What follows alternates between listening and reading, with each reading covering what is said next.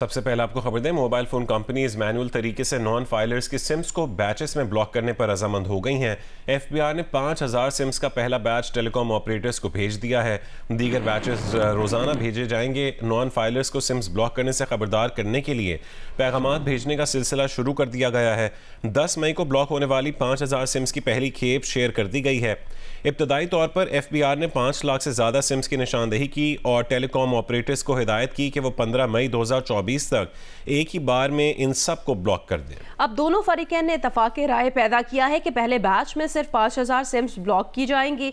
FBR के एलामिये में कहा गया कि गौर और फिक्र के बाद टेलीकॉम ऑपरेटर्स ने दस्ती ब्लॉकिंग के अमल को छोटे बैचेस में शुरू करने पर इत्तफाक किया है, जब तक उनके सिस्टम इसे खुद कार करने के लिए मुकम्मल तौर पर लैस न हो जाए।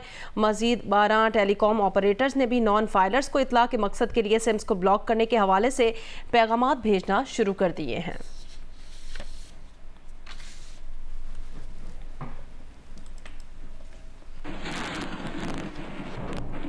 आगे बढ़े खबर दें, वज़ीर आज़म मियां मोहम्मद शहबाज शरीफ की ज़ेर सदारत तिजारत के शोबे और सरमायाकारी से मुतालिक 2 अहम इजलास मुनक्किद हुए। वज़ीर आज़म ने कहा, ऐसी तिजारती पॉलिसीज़ की ज़रूरत है जिससे कारोबार में आसानियाँ और सहूलत हो। सिफारत खानों में तैनात अच्छी कारकर्दगी दिखाने वाले ट्रेड अफसरान की पजीराई होगी।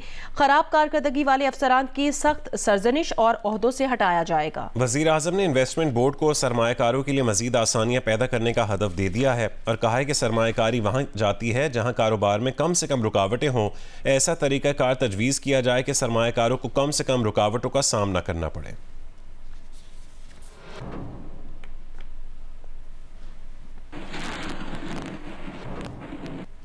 नायब वज़ीर आज़म इसहाक डार की ज़ेर सदारत निजकारी कमेटी के इजलास में फैसला किया गया कि खसारे में चलने वाले इदारों की निजकारी को तरजीह दी जाएगी।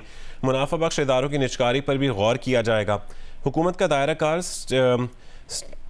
स्ट्रेटेजिक और ज़रूरी रियासती इदारों तक होगा।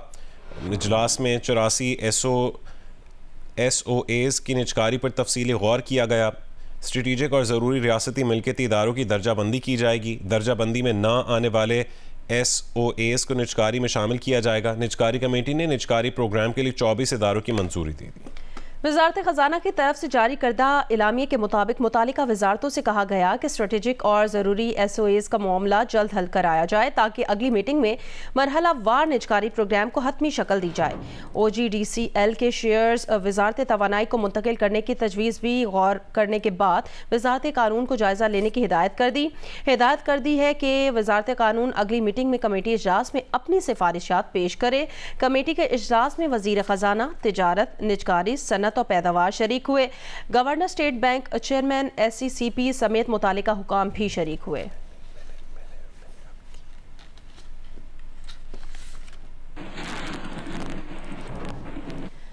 रवा माली साल पाकिस्तान की मुआशी तरक्की 2% रहने का इम्कान है। अगले माली साल पाकिस्तान की शरह नमू बढ़कर 3.5% होने की उम्मीद है।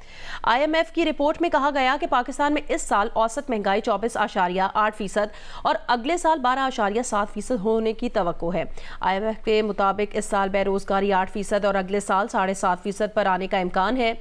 इस साल माली खसारा 7.5% और अगले साल GDP के 7.4% तक रहने की तवक्को है। पाकिस्तान का इस साल करंट अकाउंट खसारा GDP का -0.8% तक महदूद रहेगा। अगले साल पाकिस्तान का करंट अकाउंट खसारा कम होकर -1.2% रह जाएगा। रिपोर्ट में मजीद कहा गया है कि IMF प्रोग्राम की वजह पाकिस्तान की मईशत में बेहतरी है। आलमी मालियाती इदारे ने अपनी रिपोर्ट में जोर दिया है कि पाकिस्तान को माली अहदाफ पर सख्ती से अमल दरामद करना होगा। पाकिस्तान के मुआशी इस्तेहकाम के आसार मजबूत हैं। रिपोर्ट के मुताबिक दूसरा और आखिरी इक्तसादी जायजे की तकमील पाकिस्तानी हुक्काम की कोशिशों का नतीजा है। दूसरी जानिब पाकिस्तान से अगले कर्ज प्रोग्राम पर मुज़ाकरात के लिए पहले मरहले में मुज़ाकरात के लिए IMF मिशन के कुछ मेंबरान पाकिस्तान पहुंच चुके हैं। IMF की सरबराही मिशन का 16 मई की रात पाकिस्तान पहुंचने का इम्कान है। ज़राए का कहना है कि मुआवन टीम मुख्तलिफ महकमों से डाटा हासिल करेगी और वज़ारत ख़ज़ाना हुक्काम से मिलकर बजट पर भी काम करेगी।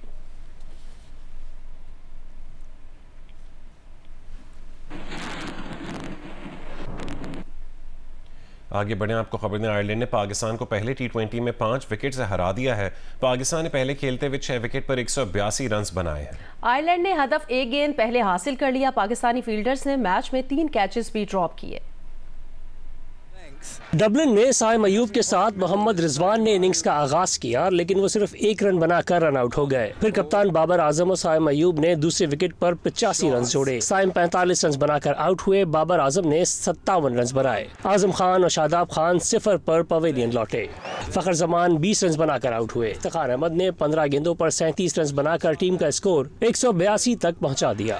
जवाब में आयरलैंड की 2 विकेटें 27 रन पर गिर गईं। फिर बिल बर्नी और हेनरी ट्रैक्टर ने स्कोर 104 तक पहुंचा दिया। ट्रैक्टर 36 रन बनाकर आउट हुए तो जॉर्ज डॉकवेल ने सिर्फ 12 गेंदों पर 24 रन बनाकर हदफ आसान कर दिया। उस पर पाकिस्तान की नाकस फील्डिंग और 3 ड्रॉप कैचेस की वजह से पाकिस्तान को शिकस्त का सामना करना पड़ा। 19वें ओवर में शाहीन आफरीदी ने बिल बर्नी को 77 की इंफरादी इनिंग्स पर बोल्ड तो किया, लेकिन गैरेट डेलनी और कर्टिस कैम्फर ने हदफ 1 गेंद कबल हासिल करके पाकिस्तान को पहली मरतबा T20 इंटरनेशनल मैच में शिकस्त दी। अब्बास आफरीदी ने 2, शाहीन और नसीम शाह ने 1-1 विकेट हासिल की। पाकिस्तानी कप्तान बाबर आजम ने T20 क्रिकेट में 50+ स्कोर की सेंचुरी मुकम्मल कर ली है। साथ साथ उन्होंने इंटरनेशनल T20s में सबसे ज़्यादा 50+ स्कोर के विराट कोहली के रिकॉर्ड को बराबर कर दिया है।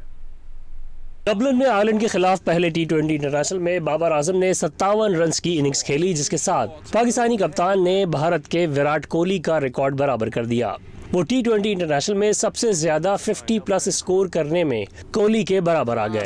इंडिया के विराट कोहली ने 109 T20 इंटरनेशनल में 38 50+ स्कोर किए, जबकि बाबर ने 108वीं इनिंग्स में 38वां 50+ स्कोर बनाया। विराट कोहली ने 38 में से सिर्फ एक 50 को सेंचुरी में तब्दील किया, जबकि बाबर आजम 3 मरतबा अपनी निफ्ट सेंचुरी को 3 हिस्सों में बदलने में कामयाब रहे।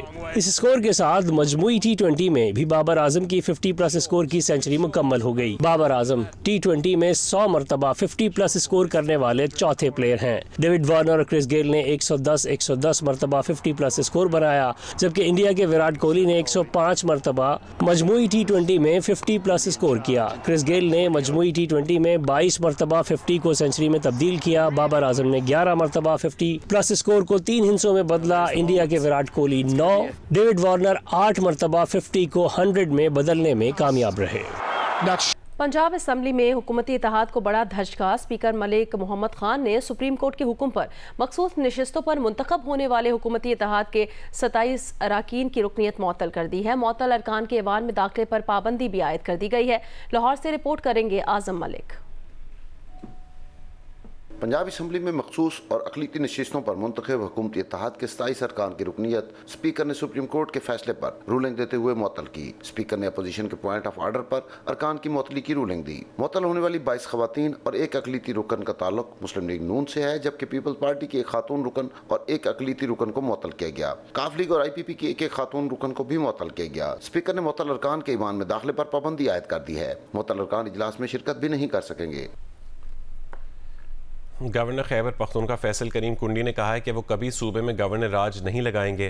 वज़ीर आला खैबर पख्तूनख्वा अली अमीन गंडापुर के बयान पर उन्होंने कहा कि गवर्नर हाउस पर हमला करने वालों को गलियों में घसीटेंगे। वो डेरा इस्माइल खान में तकरीब से खिताब कर रहे थे।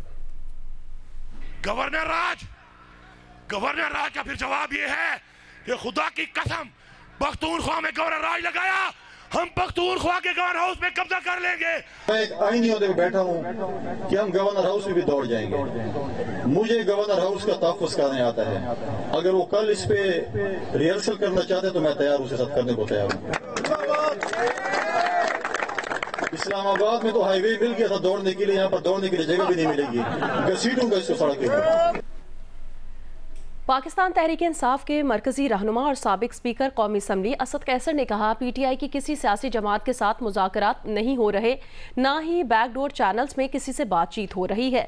9 मई का बहाना बनाकर हमको निशाना बनाया गया, जबकि एक पार्टी को फ़ायदा देकर जाली हुकूमत बनाई गई। असद कैसर ने शेर अफजल मरवत को सियासी कमेटी से हटाने के मामले पर लाइल्मी का इजहार किया। वो नुमाइंदा जियो न्यूज़ अबू बकर सिद्दीक से गुफ्तगू कर रहे थे। कोई मुज़ाकरात नहीं है, न कोई बैकडोर चैनल पे कोई बात हो रही है। हमारी जद्दोजहद है आइन और कानून के लिए। हम समझते हैं कि ये मुल्क को तब ये मुल्क तरक्की कर सकेगा, मुल्क आगे बढ़ेगा जब मुल्क में आइन और कानून की अमलदारी होगी। हमारा तो दावा ये है, और हमारे साथ जो जुल्म हो गया, जिस तरह 9 मई को बहाना बना के हमें निशाना बनाया गया, जिस तरह उसके वजह से हमारे ऊपर जुल्म किया, वीडियोज़ बनाई गई, धमकियाँ दी गई, तशद्दुद किया गया, और फिर जो है ना एक पार्टी को जो है ना फ़ायदा दिया गया और एक जाली तौर पर ज़बरदस्ती जो है ना हमसे हुकूमत छीना गया। खैबर पख्तूनख्वा एक तरफ इस्लामाबाद पर चढ़ाई की बातें कर रहे हैं, दूसरी तरफ वो अपना खैबर पख्तूनख्वा का चीफ सेक्रेटरी नहीं लगा पा रहे हैं, क्या वजह है? ये तो बहुत अफसोस है ना, ये एक सूबाई हुकूमत की, ये अवाम की जो जिसको मैंडेट है उसका हक है।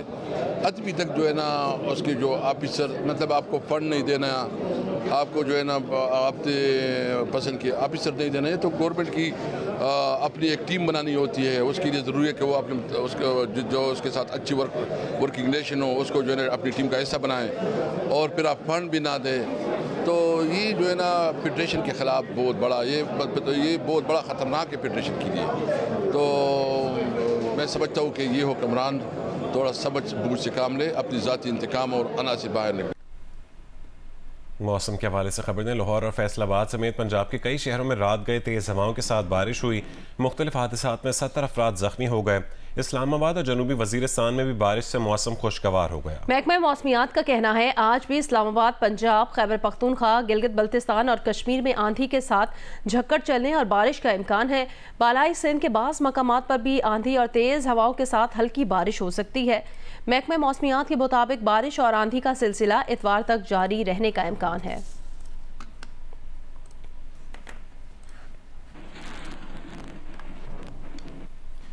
कमालिया शहर और मज़ाफ़ाती इलाकों में रात से वक्फे के साथ बारिश जारी है। नशेबी इलाकों में पानी जमा होने से शहरियों को आमदोरफ्त में मुश्किलात का सामना है। तफसील बताएंगे अमजद सईद।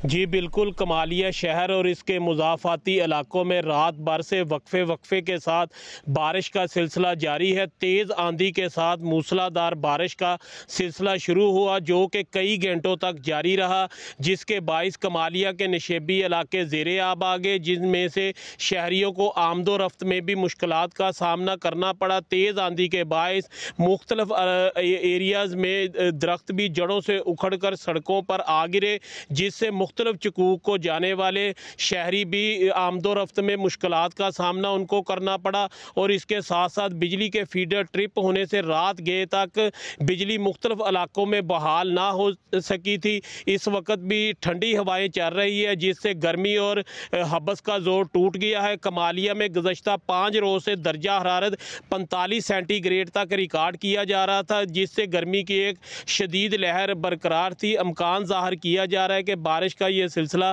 कल तक जारी रहने का इम्कान है। जी, कोयटा में मौसम बहार की आमद के साथ ही नर्सरी सज गई हैं। खुशनुमा फूल और मुख्तलिफ इकसाम के पौधे शहरियों की तवज्जो का मरकज़ बने हैं। रिपोर्ट करेंगे राशिद सईद।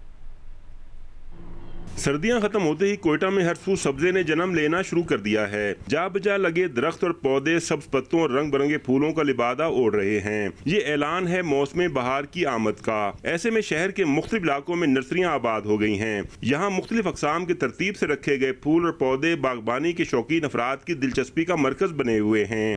तो ये बाहर का मौसम शुरू हुआ, इसी के लिए पौधे लेने, कुछ घर की खूबसूरती है, इसमें रंग बिरंगी पौधे लग जाते हैं, थोड़ा जहन भी फ्रेश हो जाता है। इसमें देख सकते हैं बिल्कुल ग्रीन हाउस है और ये फूलों से भरा हुआ है माशाल्लाह से, और बाहर का मौसम है इस टाइम। और बस ये दिल तो करता है कि सारे ले जाएं, और मुनासिब रेट भी माशाल्लाह से इनके अच्छे हैं।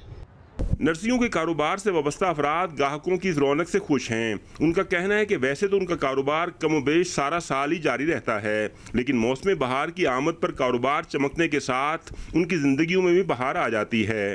कोयटा की नर्सरियों में ज़्यादातर मोतिया, रात की रानी, चंबेली, मनी प्लांट, रबड़ प्लांट, कैक्टस, जरेबन, बेगम बेल, ड्राई सीना और एलोकेरिया समेत मुख्तलिफ अक़साम के फूल और पौधे दस्तयाब हैं। यही नहीं, मुख्तलिफ अक़साम और रंगों के गुलाब भी नर्सरियों की जीनत बने हुए हैं। का मौसम का उसमें फल का दरख्तें भी तकरीबन 30-40 वैरायटी मेरे साथ फल के जो फल करते हैं, और ऐसे जो पौधे हैं इंडोर, ऐसा तकरीबन 100 का तादाद में इंडोर के पौधे भी है। ऐसा आउटडोर उस 100 का तादाद आउटडोर में भी है, छोटे बड़े हर किस्म का फूल वाला, पत्तों वाला, हर किस्म का पौधे है। फूल और पौधे न सिर्फ माहौल की खूबसूरती में इजाफा करते हैं, बल्कि ये ऑक्सीजन का भी खजाना है।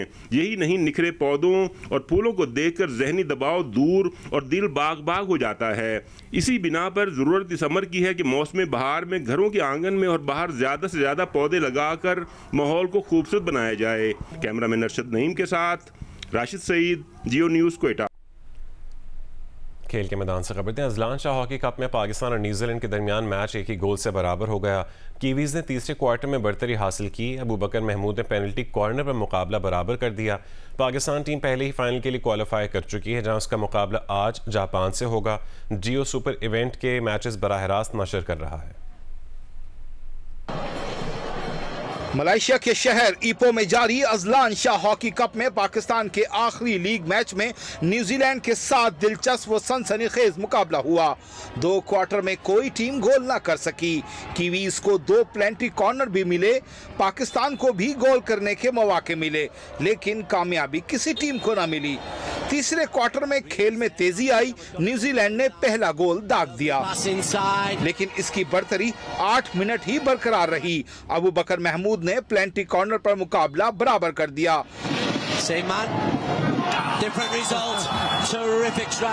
इसके बाद भी पाकिस्तान टीम को गोल करने के कई चांस मिले, जाया हो गए। चौथे क्वार्टर में भी दोनों टीमों की कोशिश कामयाब ना हो सकी और मैच एक गोल से बराबरी पर खत्म हो गया। पाकिस्तान और जापान की टीमें पहले ही फाइनल के लिए क्वालिफाई कर चुकी हैं। फाइनल के लिए पाकिस्तान और जापान के दरमियान मुकाबला होगा। पाकिस्तान ने 2003 में आखिरी बार अजलान शाह हॉकी कप जीता था। मलेशिया में जारी इवेंट के मैचेस जियो सुपर बराह रास्त नशर कर रहा है। अजलान शाह हॉकी टूर्नामेंट में पाकिस्तान और जापान आज फाइनल खेल रहे हैं। कौमी टीम के साबिक खिलाड़ियों इस्लाहुद्दीन, हनीफ खान, नासिर अली, शहबाज सीनियर, रेहान भट्ट और इमरान भट्ट ने ग्रीन शर्ट्स के लिए नई ख्वाहिशात का इजहार किया है। पाकिस्तान के जितने भी हॉकी प्लेयर्स हैं और पाकिस्तान की जो आवाम है, सबकी दुआएं टीम के साथ हैं। अल्लाह ताला करे कि ये सुरखरू होकर फातेह होकर वापस आएँ। प्लेयर्स के लिए मेरा यही मशवरा है कि गेम प्लान के मुताबिक खेलें। हमारी नेक ख्वाहिशात जो हैं पाकिस्तान हॉकी टीम के साथ हैं, क्योंकि ये हमारी पाकिस्तान नेशनल टीम है और बहुत अरसे के बाद पाकिस्तान फाइनल खेल रहा है। मुझे उम्मीद है कि पाकिस्तान इंशाअल्लाह ताला गोल्ड मेडल लेकर आएगा। हमारी टीम काफ़ी जो है वो एक्सपीरियंस टीम है और इंशाअल्लाह ताला मलेशिया में अजलान शाह टूर्नामेंट जीत के आएगी। पाकिस्तान को अपने डिफेंस को मज़ीद बेहतर बनाने की ज़रूरत है और मैं इस मौके पर ये मशवरा भी दूंगा कि पाकिस्तान को चाहिए कि वो मिसिंग कम से कम करे और मौक़ों से ज़्यादा फ़ायदा उठाए। मेरी जो तमाम ख्वाहिशात हैं, नेक ख्वाहिशात, नेक दुआएँ पाकिस्तान हॉकी टीम के लिए हैं कि वो फाइनल में अच्छा परफॉर्म करे और ये टूर्नामेंट जीत के आए। Best of luck Pakistan hockey team. Azlan Shah का फाइनल खेल रहे हैं 13 साल के बाद। मेरी बेस्ट विशेस और मेरी पूरी सपोर्ट अपने प्लेयर्स के साथ, पाकिस्तान टीम के साथ, और मुझे उम्मीद है कि पाकिस्तान जो है वो जापान को फाइनल में बीट करेगा और ये अजलान शाह का कप पाकिस्तान जो है वो जीतेगा। इंग्लैंड के दौरे पर मौजूद पाकिस्तान विमेन क्रिकेट टीम और इंग्लैंड की विमेन क्रिकेट टीम के दरमियान सीरीज़ का पहला T20 आज खेला जाएगा। मैच की आखिरी तैयारियों के तौर पर कौमी क्रिकेटर्स ने ट्रेनिंग की।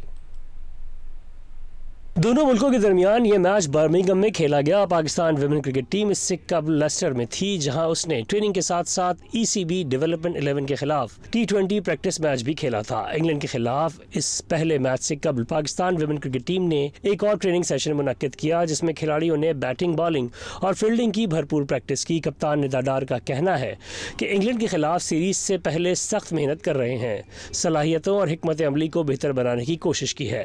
इंग्लैंड के खिलाफ सीरीज में अच्छी कारकर्दगी के लिए खिलाड़ियों की सलाहियतों पर पूरा भरोसा है। पाकिस्तान विमेन क्रिकेट टीम की कप्तान निदा डार ने बर्मिंघम नुमाइंदा जियो न्यूज़ साइमा हारून से खुसूसी गुफ्तगू करते हुए कहा, इंग्लैंड के खिलाफ मैच के लिए पुरजोश हैं, तैयारी भरपूर है, उम्मीद है रिजल्ट अच्छा आएगा। एक्साइटेड हैं और बड़ी अच्छी प्रैक्टिस हो करके भी आए हैं, मैचेस भी खेल कर आए हैं और बड़े होपफुल हैं कि अच्छे रिजल्ट्स निकालेंगे। पाकिस्तान में गर्मी थी लेकिन हमने बड़ा अच्छा एडजस्ट किया। यहाँ पे बहुत अच्छा वेदर है क्रिकेट खेलने का और स्पेशली जो ग्राउंड है एजबस्टन, वहाँ पे हमारा एक्सपीरियंस भी अच्छा है, तो इंशाल्लाह ताला अच्छे मैचेस होंगे। डिसअपॉइंटमेंट होती है जब आप इस तरह के मैचेस खेल के आप ओवर द लाइन काम नहीं कर सकते, लेकिन आई गेस मैं पॉजिटिव निकालती हूँ कि हमने फाइट बड़ी अच्छी की, बड़े क्लोज मैचेस गए हमारे और हमें अच्छी प्रिपरेशन मिली उनके साथ खेलने को। तो डेफिनेटली हमने जो चीज़ें डिस्कस की, जो मिस्टेक्स थी उस पर बात की, उस पर प्लान किया। इंशाल्लाह ताला इंग्लैंड की सीरीज़ खेलेंगे और अच्छा खेलेंगे। होता है प्लेयर्स के साथ इस तरह की परफॉर्मेंसेज आ जाती हैं, लेकिन हमने बात की है एक दूसरे से और हमारा टॉप ऑर्डर बड़ा अच्छा परफॉर्म कर रहा है। इंशाल्लाह अभी इनकी बारी है, इंशाल्लाह ये भी करेंगे। बड़े क्रूशल टाइम पे मैंने 50 रन्स किए थे अगेंस्ट बारबाडोस और बड़ी अच्छी विकेट है बैटिंग के लिए। यहाँ पे आप फ्री हैंड होता है आपको बैटर्स को कि आप जहाँ भी खेलना चाहें, क्योंकि ट्रू बाउंस विकेट्स हैं यहाँ पे और आई गेस हमारे लिए भी बड़ा ज़्यादा इंपॉर्टेंट है कि हम इस तरह के विकेट्स पे खेलें। अच्छा कंपटीशन होगा और जितना भी चैलेंजिंग हमें कंपटीशन मिलता है हम उससे ज़्यादा अच्छा परफॉर्म करते हैं। टॉप सीड आसिम खान, तैयब असलम और Nasir Iqbal chief of the naval staff squash championship के सेमीफाइनल में पहुंच गए हैं। नूर जमान को क्वार्टर फाइनल में शिकस्त का सामना करना पड़ा। कराची के रोशन खान जहांगीर खान स्क्वॉश कॉम्प्लेक्स में जारी चैंपियनशिप के चौथे रोज क्वार्टर फाइनल खेले गए, जिसमें टॉप सीड आसिम खान ने हांगकांग के टांग वांग को 6-11, 11-7, 11-9 और 11-8 से हराया। नासिर इकबाल ने मलेशिया के सीरिट खिलाड़ी शफीक कमाल को अपसेट शिकस्त दी। तैयब असलम ने हांगकांग के मैथ्यू लाई को हराया। नंबर 4 सीड मिस्र के मोहम्मद जकरिया ने पाकिस्तान के नूर जमान को शिकस्त देकर सेमीफाइनल के लिए क्वालिफाई कर लिया। सेमीफाइनल में तैयब असलम का मुकाबला मिस्र के मोहम्मद जकरिया और नासिर इकबाल का मुकाबला टॉप सीड आसिम खान से होगा। विमेन इवेंट में रोशना महबूब और महविश अली ने फाइनल के लिए क्वालिफाई कर लिया। बॉयज अंडर 15 में कामरान खान और अब्दुल अहद ने फाइनल में जगह बना ली। बॉयज अंडर 13 में हुज़ैफा शाहिद और फात खान फाइनल में पहुंच गए, जबकि गर्ल्स अंडर 15 में दामिया खान और महानूर अली ने फैसला कुन मार्के में जगह बना ली। कंदकोट से 26 रोज़ कबल अगवा होने वाले बच्चे को पुलिस ने कच्चे के इलाके से बाजियाब करवा लिया है। एसएसपी के मुताबिक बच्चे को एक जगह से दूसरी जगह मुंतकिल करने की इत्तला पर पुलिस पहुंची तो डाकू बच्चे को छोड़कर फरार हो गए। जुमेरात के रोज़ तावान वसूली के लिए डाकू ने जंजीरों में जकड़े बच्चे की वीडियो वायरल की थी। एसएसपी बशीर बरोही के मुताबिक मलीर स्टॉप के मकाम से 26 रोज़ कबल अगवा होने वाले बच्चे को बाजियाब करा लिया गया है। कच्चे में ऑपरेशन के दौरान इत्तला मिली कि डाकू बच्चे को एक जगह से दूसरी जगह मुंतकिल कर रहे हैं। पुलिस मौके पर पहुंची तो डाकू ने पुलिस पर फायरिंग कर दी। पुलिस की जवाबी फायरिंग से डाकू बच्चे को छोड़कर फरार हो गए। जुमेरात के रोज तावान वसूली के लिए डाकू ने जंजीरों से बंधे बच्चे की वीडियो वायरल की थी। बच्चे की बाजियाबी पर अहले खाना ने खुशी का इजहार किया है। मुल्तान के इलाके नॉर्दर्न बाईपास पर गारमेंट्स फैक्ट्री में आग लग गई। आग बुझाने के लिए रेस्क्यू की 10 गाड़ियों ने ऑपरेशन में हिस्सा लिया। आग पर काबू पा लिया गया। कूलिंग का अमल जारी है। रेस्क्यू हुकाम के मुताबिक तेज हवा के चलने के बायस आग ने फौरी तौर पर पूरी फैक्ट्री को अपनी लपेट में ले लिया। ताहम फैक्ट्री में काम करने वाले वर्कर्स मुकम्मल तौर पर महफूज रहे। आग बुझाने की 10 गाड़ियों ने रेस्क्यू ऑपरेशन में हिस्सा लिया। इस खदशे के पेश नज़र कि तेज हवा के बायस दोबारा आग न भड़क उठे, कूलिंग का अमल जारी है। रेस्क्यू हुकाम का कहना है आग बिजली के शॉर्ट सर्किट के बायस लगी।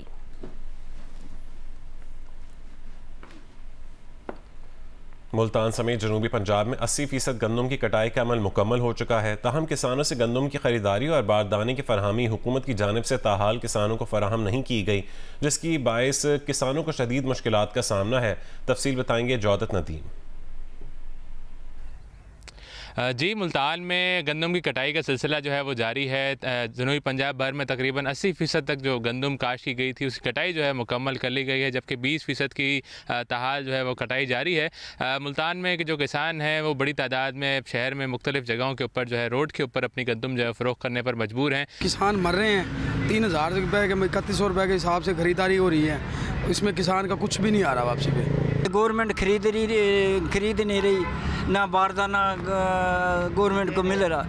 गवर्नमेंट ने कणक खरीदनी चाहिए, बारदाना भी नहीं मिल रहा, गवर्नमेंट खरीद नहीं रही है। हुकूमत की जो बारदाना फराहमी के हवाले से बात की जाए तो 22 अप्रैल से जो बारदाना की फराहमी शुरू की जानी थी वो ताहाल शुरू नहीं हो सकी है, जिसकी वजह से किसानों को जो है अपनी गंदम सस्ते दामों प्राइवेट तौर पर बेचने पर वो मजबूर हैं। और उनका ये कहना है कि जो बारदाना की फराहमी है एक तो यकीनी बनाया जाए, दूसरा बैनुल सूबाई जो ख़रीदारी है उसको भी शुरू किया जाए, ताकि जो प्राइवेट तौर पर जो गंदम की ख़रीदारी है उसमें थोड़े बहुत रेट की जो है उसमें इजाफा हो सके और किसानों का जो नुकसान इस वक्त तक हो रहा है उसमें थोड़ी बहुत कमी हो सके। जी, सरगोदा के अहम बाजारों में तजावुजात की भरमार के बायस शॉपिंग के लिए आने वाले शहरियों को मुश्किलात का सामना है, जबकि तजावुजात के बायस ट्रैफिक की रवानी भी बुरी तरह मुतासिर है। तफसील बताएंगे मलिक मोहम्मद असगर। जी, सरगोदा शहर में तजावुजात की भरमार ने शहर के हुस्न को पामाल करके रख दिया है। म्यूनसिपल कॉरपोरेशन सरगोदा की तरफ से मखसूस इलाकों में तजावुजात के खिलाफ मुहिम तो चलाई जाती है, मगर ऐसे बाअसर अफराद, बाअसर कब्जा ग्रुप के खिलाफ शायद उस सतह पर मुहिम नहीं चलाई जा सकती। यही वजह है कि शहर, अगर मैं बात करूं ब्लॉक 12 से वाटर सप्लाई रोड पर, वहां पर परिंदों वालों की दुकानें हैं, होटलों वालों की दुकानें हैं, उन्होंने सड़क से 40-40 फीट तक कब्जे जमा रखे हैं। वहां पर ना सिर्फ पैदल चलने वाले बल्कि ट्रैफिक भी दिन भर जाम रहती है। यही वजह है कि शहर में कब्ज़ा माफिया मुतहर्रक है। ना सिर्फ फुटपाथों पर कब्ज़ा किया हुआ है बल्कि इन लोगों ने सड़कों पर भी कब्ज़ा जमा लिया है और लोगों को आमदोरफ्त में शदीद मुश्किलात का सामना है। मेट्रोपॉलिटन कॉरपोरेशन सरगोदा की इंतज़ामिया का कहना है कि अमला का जो इंक्रोचमेंट के ख़िलाफ़ मुहिम चलाता है और इस सिलसिला में मुकदमात भी दर्ज किए गए हैं, लेकिन अमली तौर पर अगर देखा जाए तो शहर के अंदर इस वक्त कब्ज़ा माफिया भरपूर तरीके से मुतहर्रक है और उन्होंने फुटपाथों के साथ साथ सड़कों पर भी कब्जे जमा रखे हैं। जी, कराची में मुकीम दो दोस्तों ने अपने आबाई इलाके हुंजा की खूबसूरती में इजाफे के लिए 3000 से ज़्यादा पौधे लगाए। इस बारे में मज़ीद तफसील बताएंगे अली अहमद। जी, गिलगित बल्तिस्तान के इलाके हुंजा से ताल्लुक़ रखने वाले दो नौजवानों का अपने इलाके से मोहब्बत के लिए उन्होंने कराची से सफ़र किया और यहाँ पर इस मौसम में आकर 10 रोज़ के अंदर 3000 दरख्त उन्होंने लगा दिया है। उनका मकसद ये है कि वो अपने जज्बात का इजहार करना चाहते हैं अपने वतन के साथ और वो काफ़ी अरसे से वो कराची में मुकीम थे, तो इस सिलसिले में वो यहाँ आए, उन्होंने ये कैंपेन शुरू कर दिया। यहाँ पर ये भी बताते चले कि इस इलाके में ग्लोबल वार्मिंग की वजह से यहाँ पर ग्लेशियर्स जो है ज़्यादा पिघलते हैं और यहाँ पर काफ़ी नुकसानात होते हैं। उसको मद्देनज़र रखते हुए उन्होंने कहा कि क्यों ना हम अवेयरनेस पैदा करें नौजवानों में जो शहरों में रहते हैं कि वो इस मौसम में यहाँ आए और यहाँ पर दरख्त लगाकर अपने इलाके से अपने मोहब्बत का इजहार करें।